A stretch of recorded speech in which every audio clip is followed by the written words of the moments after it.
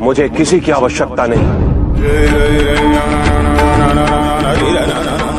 तीनों काल मुझ में समाये, भूत, वर्तमान, भविष्य।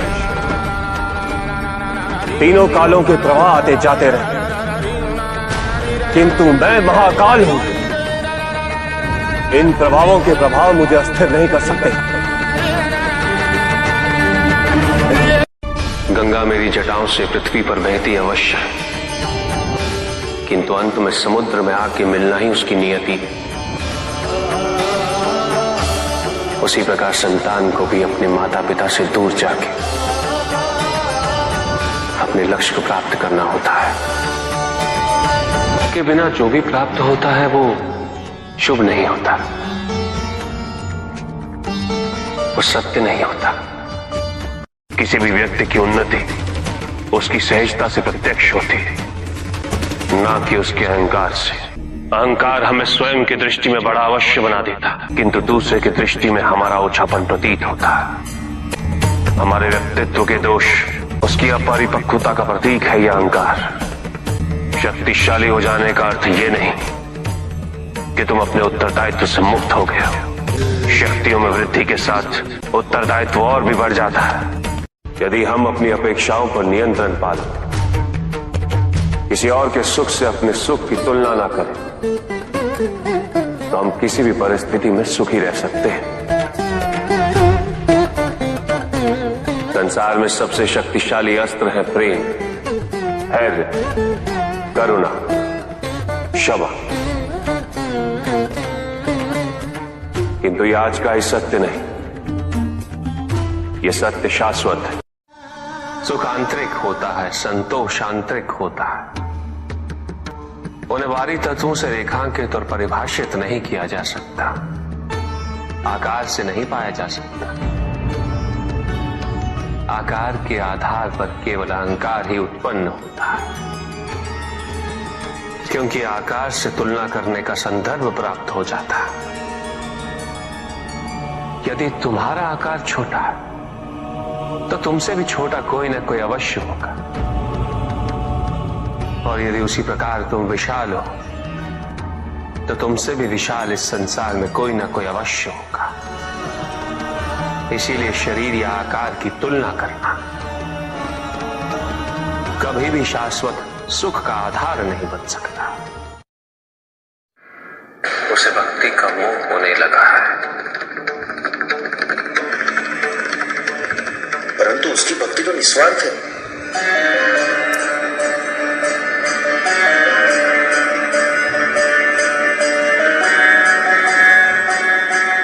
अवश्य गणेश, पुष्पदंत ने भक्ति के माध्यम से आज तक अपने लिए कोई कामना नहीं की। किसी भी प्रकार का लोभ नहीं है उसे, महत्वाकांक्षी भी नहीं है वो।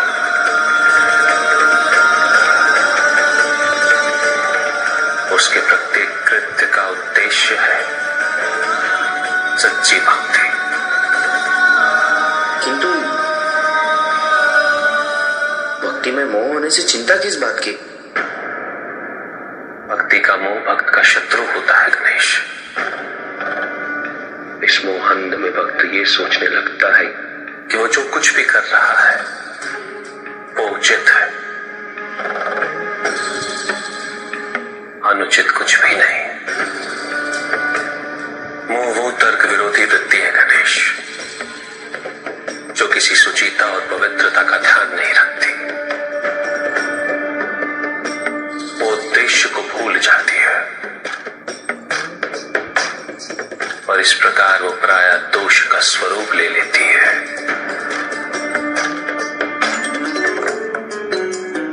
भक्त को सांसारिकता की ओर ले जाती है, और सांसारिकता का आधिक्य बड़े से बड़े भक्त को तारकासुर, रावण और कुबेर में परिवर्तित कर देता है।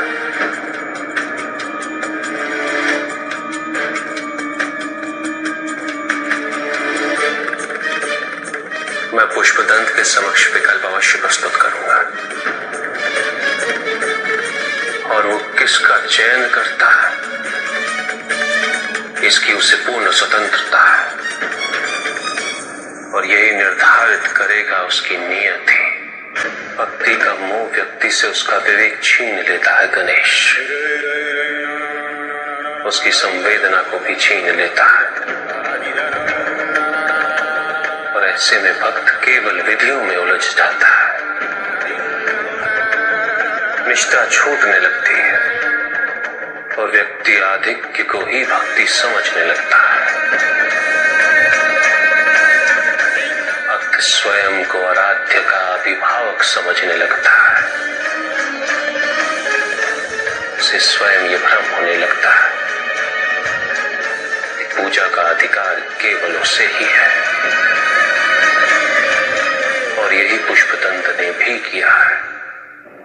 ये भक्ति नहीं है पुष्पदंत, ये भक्ति का मोह है। और जहां मोह होता है वहां भक्ति वास नहीं कर सकती,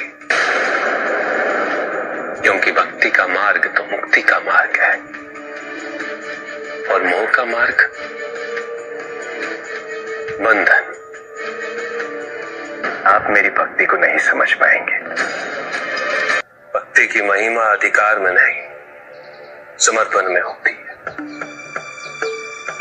जब तुमने स्वयं राजा के समक्ष पुष्प अर्पित किया था, उसमें तो केवल तुम्हारा समर्पण भाव था।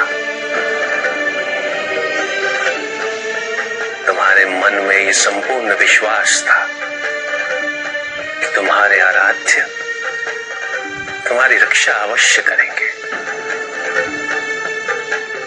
और उन्होंने रक्षा अवश्य की, क्योंकि एक भक्त के सम्मान का प्रश्न था, उसकी भक्ति का प्रश्न था। किंतु आज पुष्प अर्पित करते समय तुम्हारा भाव समर्पण का नहीं, नियंत्रण का है। तुम तो स्वयं महादेव से अपना सामीप्य सीधा सिद्ध करना चाहते हो। भक्त और भगवान के संबंध को बाहरी प्रमाण से परिभाषित करना चाहते हो। विचार करो पुष्पदंत, क्या स्वयं महादेव को यह स्वीकार हो सकता है? और ये शिवलिंग स्वयं अपने साथ यहां लाने से तुमने महादेव के अनेक भक्तों को दुखी किया है। यदि स्वयं महादेव का एक भक्त अन्य भक्तों के दुख का कारण बने, तो क्या महादेव स्वयं उससे प्रसन्न हो सकते हैं?